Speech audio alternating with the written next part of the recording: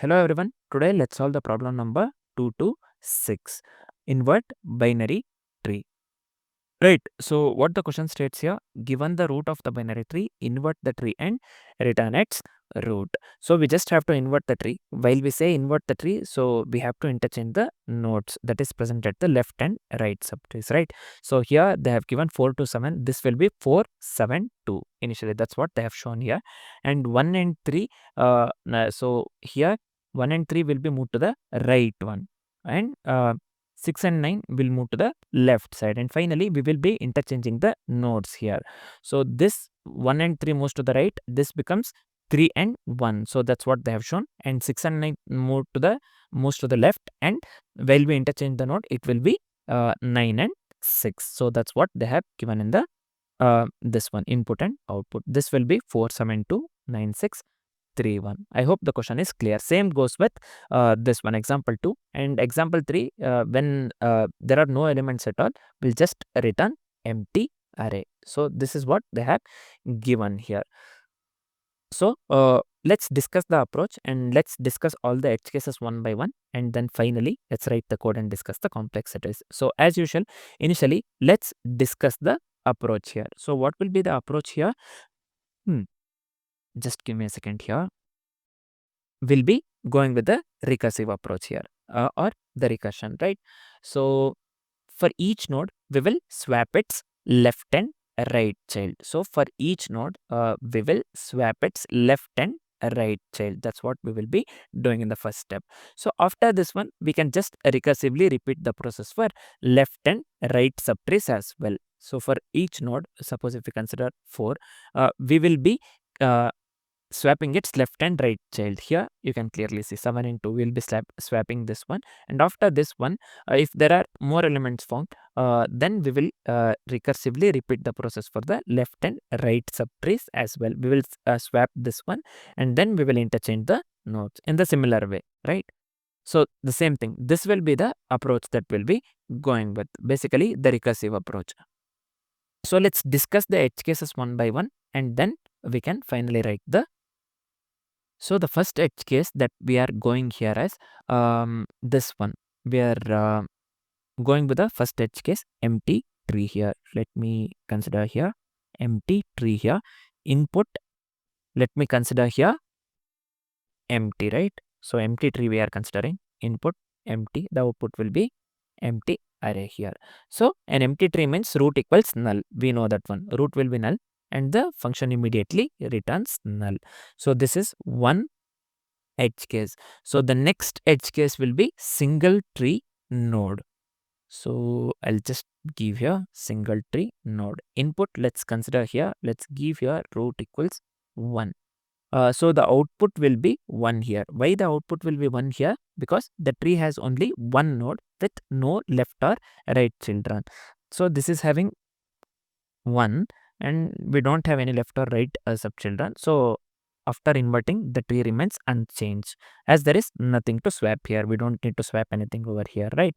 So the output remains 1 unchanged as the input, right? This is the second edge case. So let's go with the third edge case here. So why did I come here? This one, okay. I started with the 4. This is fine.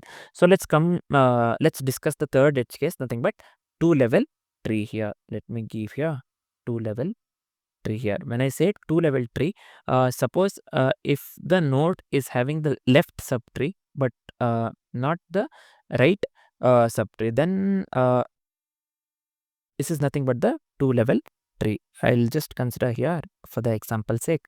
Let me give 1, 2 and null. This will be 1 and this will be 2. Here nothing. We don't have to write anything. Just for understanding purpose, I'll just give here null, this one. And the output will be here. While we invert, this has to be 1.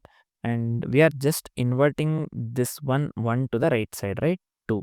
So here we don't have anything. I'll just give you a null just for the understanding purpose. So this will be, the output has to be 1 null and 2. Here the output will be 1 null and 2. So this is for the 2-level tree. Let's finally move with the final edge case or the fourth edge case. So we are dealing with the full binary tree here. So let me give here full binary tree. So let's consider the example here.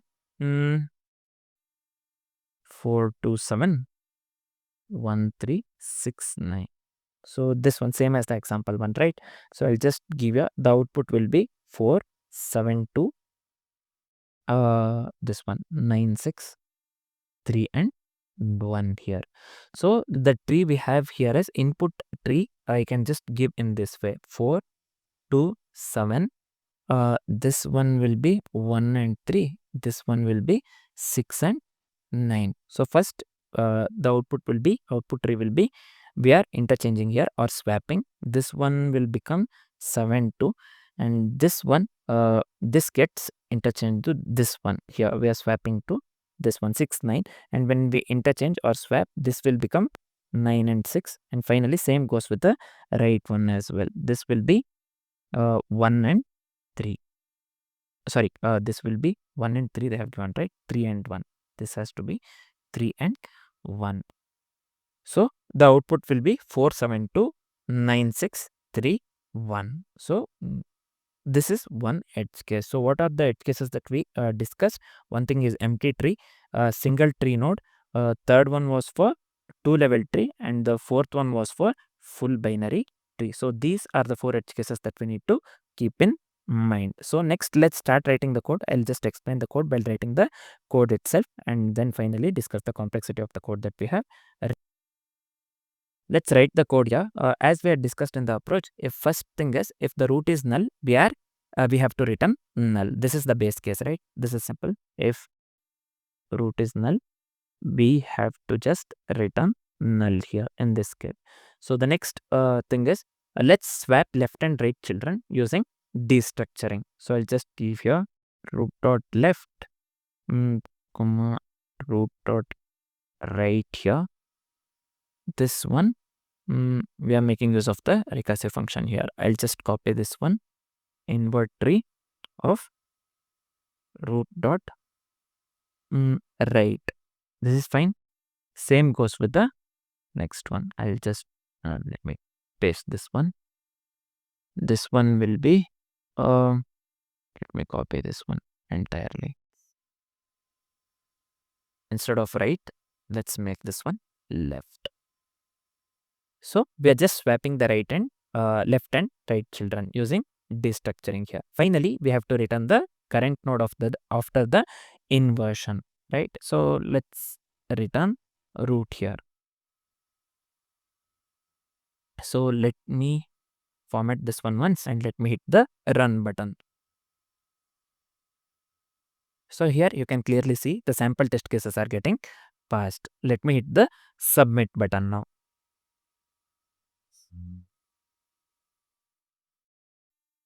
So you can clearly see all the test cases are getting passed here. So the code works absolutely correct in this case. So let's quickly discuss the time complexity and the space complexity of the code that we have written. So the approach that we went with here is recursive or the recursion, right?